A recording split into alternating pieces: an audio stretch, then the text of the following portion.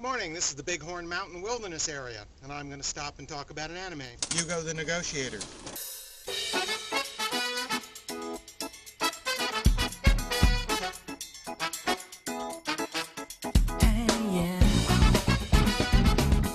Yugo the Negotiator is a recent anime from ADV Films. It's a contemporary thriller about a lone agent, Yugo, who specializes in make that incredibly difficult, hostage negotiations.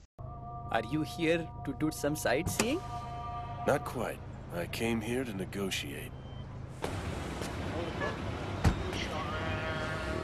The 13-episode series divides nicely into two completely separate stories. Other than Yugo himself, there's no significant cast carryover between the two segments. Yugo's gadget guy, who provides him with radios and GPS equipment, shows up briefly at the beginning of each segment and then disappears again. About Yugo himself, we don't learn a whole heck of a lot, other than his dangerous job, and the fact that perhaps he likes to shoot pool. Yugo himself is tough as nails, and he's willing to trudge through 130-degree deserts and minus 40-degree tundra with equal alacrity, and he's willing to endure any torture with stoicism just so it gets the job done.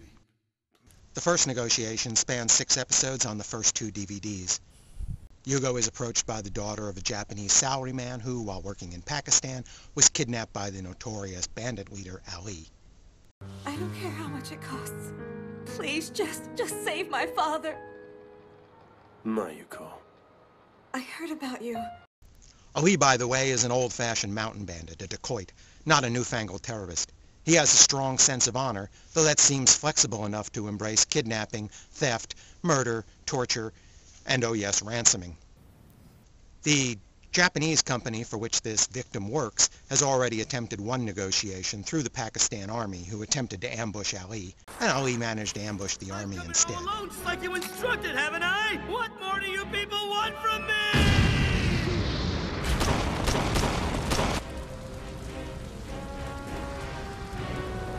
I will not tolerate your lies. I deal with heroes, not with cowards. So now Ali is pissed. He's only willing to negotiate with someone who he considers a true hero. This first story is pretty straightforward. Yugo flies into Pakistan. He spreads some bribes around the city to find out where Ali might be hiding, and then he heads off into the mountain area to try to meet with him. Since the Pakistan army doesn't want Yugo to pay off Ali, Yugo is going to have to avoid the army as well.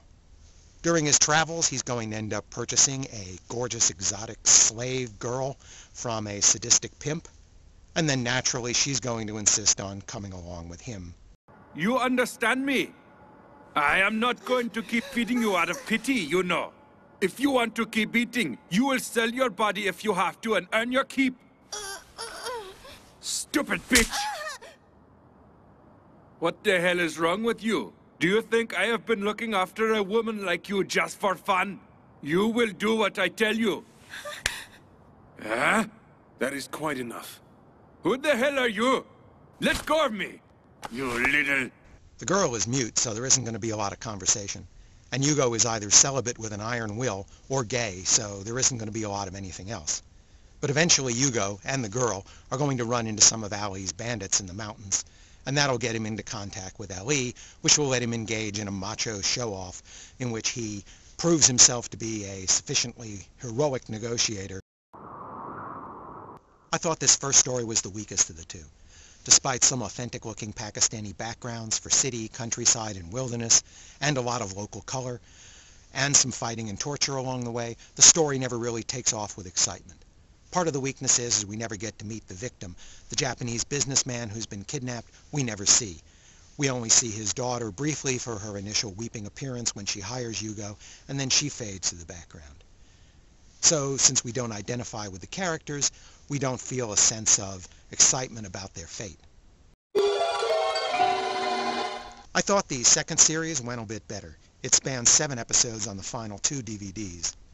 The old Russian Romanovsky family, exiled in Japan since the revolution, has a photo of a young girl who they think may be the lost heir to the missing side of the family, and they hire Yugo to go into Siberia and bring her back.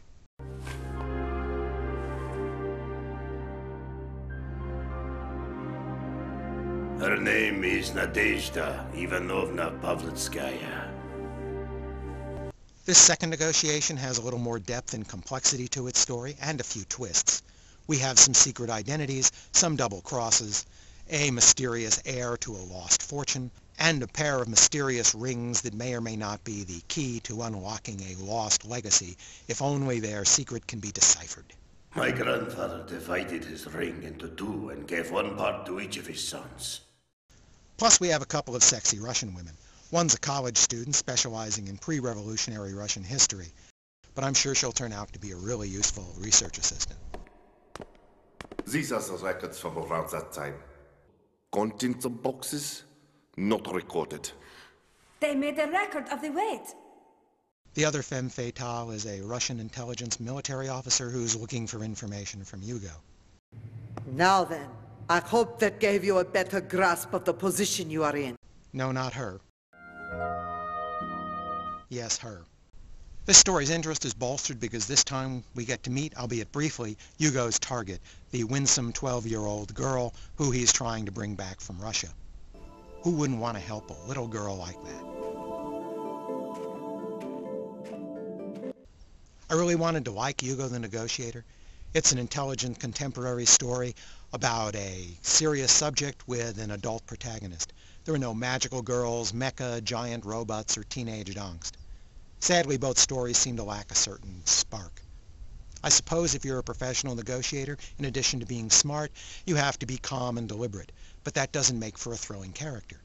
And I suppose if you're working without official sanction, you have to meet a lot of unsavory characters.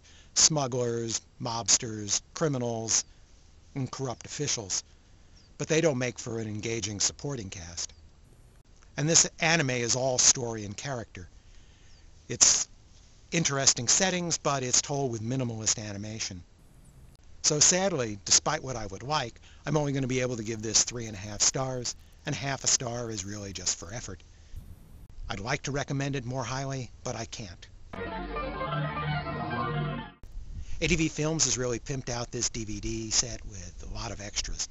In addition to the extra material from Japan with appropriate subtitles, they've added an English commentary by their own director and Pakistani or Russian cultural advisors. Thanks for listening.